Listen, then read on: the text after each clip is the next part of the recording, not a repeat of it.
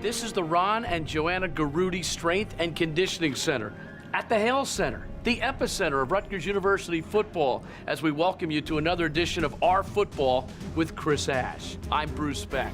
Coach, first of all, 14,000 square feet here. This is amazing. Yeah, it's a great facility. We were able to put the finishing touches on this a year ago. It's a great facility. It's great for our student athletes, not only football, but we have other sports that utilize this facility too, so it's beneficial to a number of our student athletes here at Rutgers. But it's great for recruiting also. It shows commitment, just like some of the other new facilities that we've been able to put in place. But it's outstanding. I love it, and so appreciative of Ron and Joanna for their gift. Just like that, it's nothing different. Kenny Parker is the head of strength and conditioning, and you've talked all along about development. Does that begin here? Yeah, it's everything. It's the mental and the physical development. It's the chemistry of your football team. It's building the culture that you want in your football team. KP is one of the best in America. I got a chance to watch him firsthand for 2 years, work with the players at Ohio State. When this opportunity came up, I knew exactly who I was going to come and basically help me run the program, and that's what he does. He's not just a strength and conditioning coach. He runs our performance team, and he's involved in every aspect of these players' lives, just like we are as coaches. All right, let's go back to Saturday's ball game against Eastern Michigan. What was your message to your team after the game? Obviously, it was a disappointing game. We were hoping to see some improvement from week 1 to week 2. We didn't. We took some steps back, unfortunately. But I sit here today just as positive as I was before we started the season because of the way our players responded after that game. They came to work on Sunday. We watched the film. We evaluated it. We looked at the goods and the bads. We went out and practiced. We had a very focused, intense, quick practice, flushed it out of our system, and our focus is on to the next opponent. But that's really what I wanted to see, and that was the message to our team.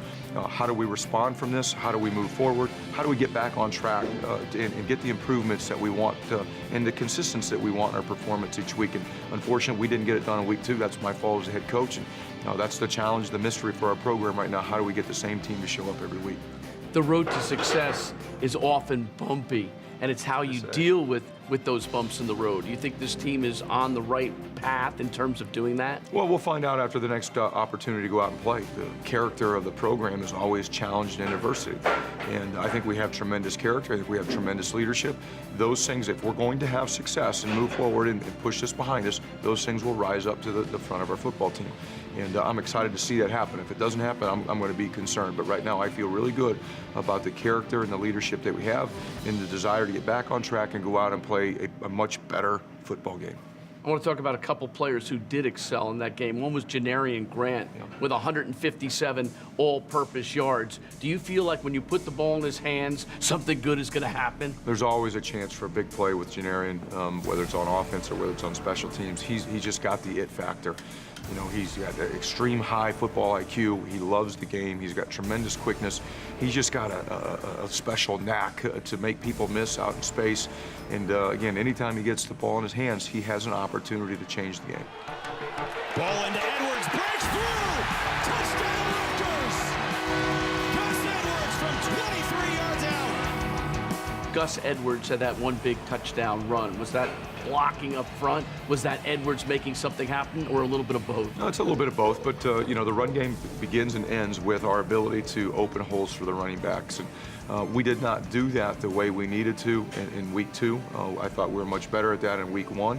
But on that particular play and in the series in the third quarter where we were running the ball pretty consistently, getting decent chunks of yardage, and we had the big run for the touchdown, we were doing a great job up front. And also our running backs were doing a great job hitting the holes or making a guy or two miss if they needed to. So it's a combination of things on that particular touchdown. It's blocked! Rutgers right up the gut!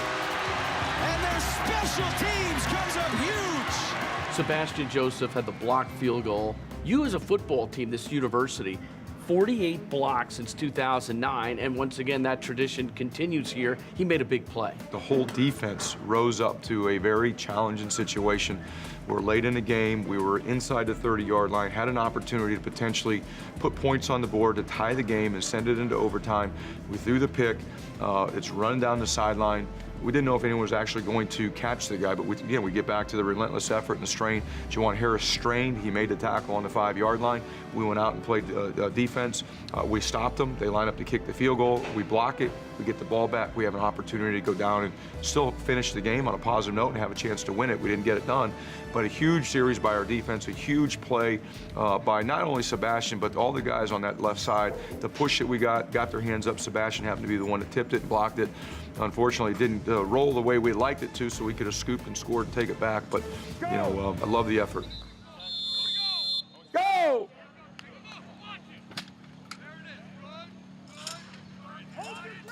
So what about you, Coach? When I talk about worrying about you after a ball game like that, do I need to worry? No, you don't need to worry about me. I feel really good about our players responding the right way, and it starts with me and our coaching staff. The players usually follow our lead, and if I'm moping around here on a Sunday and I can't get it out of my system, they're not going to either.